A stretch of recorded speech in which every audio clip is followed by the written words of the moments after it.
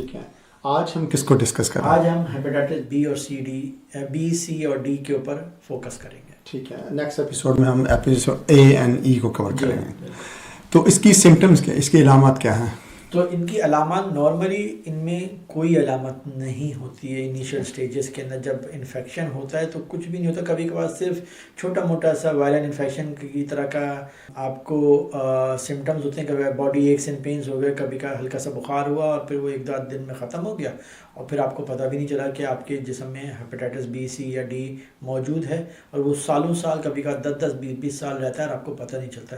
جب کبھی advance condition میں آپ پہنچ جاتے ہیں تب آپ کو سمٹمز ہوتے ہیں جو کہ کافی کمپلیکیٹڈ پرابلم ہوتا ہے. اور کبھی کبھار چانس فائنڈنگ ہوتی ہے کہ آپ جی پی کے پاس گئے یا کسی ڈاکٹر کے پاس گئے کسی اور وجہ سے، اور انہوں نے خون کے ٹیسٹ کرائے انکلوڈنگ خون کا ٹیسٹ جسے ہم لیور فنکشن ٹیسٹ یا ایل ایف ٹی کہتے ہیں، وہ کرایا اور پتہ چلا جی کہ ایل ایف ٹیز تو اب نارمل ہیں، ان کو ہیپیٹائٹس ہو سکتا ہے. تو پھر ہیپیٹائٹس بی سی کی ٹیسٹ ہوتے ہیں، خون کے اسکریننگ ٹیسٹ، اس سے پتہ چلتا ہے کہ ہیپیٹائٹس بی اور سی ہونے کا چانس ہے. اگر پازیٹیو آئیں پھر ہم اس کے بعد اس کا وائرل پی سی آر کراتے ہیں تو پھر کنفرم